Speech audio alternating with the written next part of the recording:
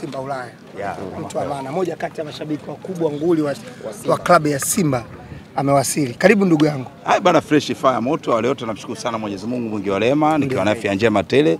Ndipo ndugu yenu, kwanza nimefarijika sana. Juzi kati shabiki mwenzetu alikuwa anaumwa kweli.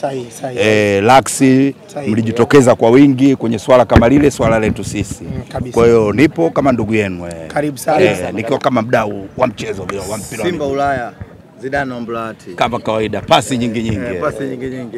Zidane bwana Omblati. Bwana, mimi nataka uniambie, umekuja hapa kwenye hafla ya rais wa klabu ya Young Africans baada ya kuteuliwa kwenye nafasi kubwa kule FIFA. Wewe umepata mwaliko huu kutokea wapi, au ni mapenzi yako tu kwa mpira wa Tanzania? Ujue mtu wa football, na ukiona ngoma, wenye ngoma ndio sisi, na ukiangalia duniani wenye mpira wao ni FIFA. Utakiwi tena tujaji kwamba alipata labda ile nafasi sijui kwa staili gani, mradi kwa mafifa amemwizinisha. Sisi tuko nao sisi watu wa football. Hata ukiangalia sio yeye peke yake, kuna ule dada mmoja na kuna wale Skaria, wote nao wamepata hiyo nafasi. Kwa hiyo ni jambo la faraja, jambo la heri. Sisi wote ni watu wa mpira wa miguu. Ndio starehe yetu. Kwa mfano kama mimi sina starehe yote zaidi ya football, ndio starehe yangu, na kushiriki ibada tukakaa. Nakujua. Chumvi ya mawe. Unamzungumziaje sasa rais wa Yanga kwa kupata hiyo position? Ni jambo la faraja na ni jambo la heri kwake mwenyewe binafsi. Amepambana kadiri ya uwezo wake ndio ilipofikia. Ni jambo kwa kweli la kumpongeza, na ukiangalia kila mtu anataka nafasi yake ipate, lakini ikifika wakati utafanikiwa kuipata. Nampongeza kwa hichi ambacho alichokifanya na hichi alichokipata. Manake hii ni nafasi kubwa, bila shaka inaongeza uzoefu katika karia yake ya mpira.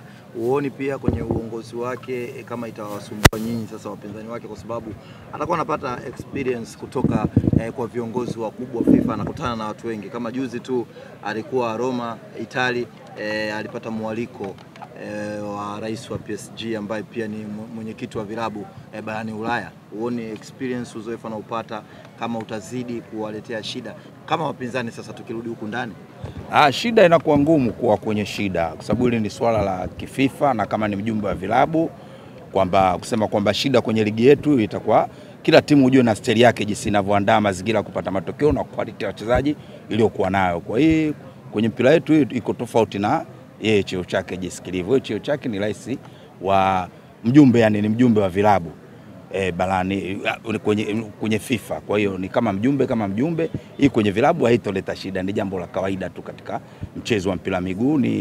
Ni kumpongeza kwa hiyo hatua ambayo aliyoifikia.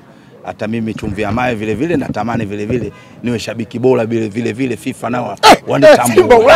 Simba Ulaya huyo. Kwa hiyo ni jambo la heri. Kwa hiyo ni jambo kwa kweli la kumpongeza. Alisumbui ligi yetu mwenyewe, unafikiri ukiangalia labda sana kule FIFA alikokwenda sana ajitahidi labda kuwa karibu labda na TFF na bodi ya ligi, tuboreshe labda viwanja vyetu.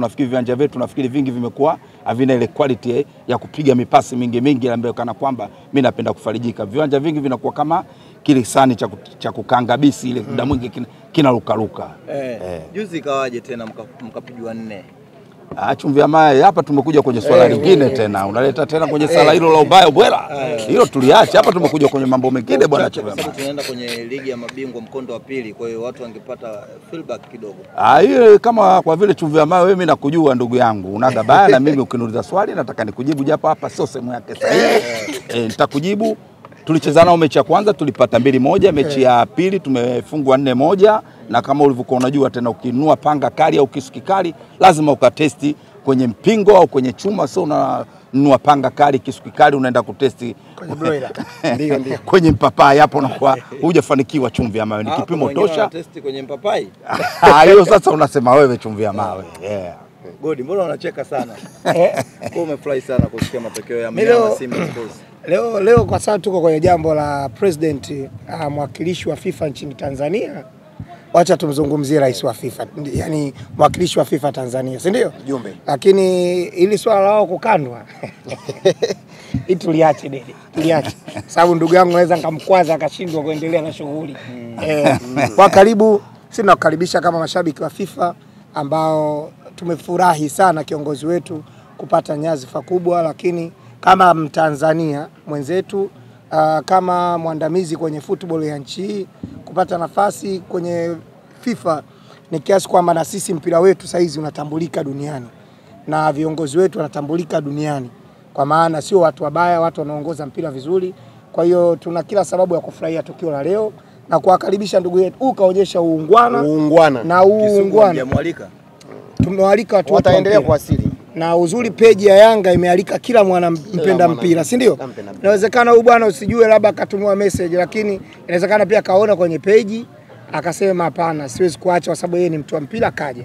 Na sisi tutawapokea watu wote wa football. Na Godi kazi hapo. Kuna watu walikuja, tuliwaalika tu vizuri kwenye iftari, watu wakaleta maneno. Huyu amekuja kama mdau wa mpira. Kwa sababu inaweza ikaenda mitandaoni ikaonekana sasa huyu baba mbona anashirikiana na Yanga. Huyu amekuja kwenye shughuli ya mjini. Kwa nini usingeniona?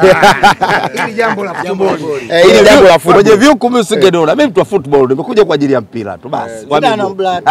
Pasi nyingi. Mshamba elewe. Mkurugenzi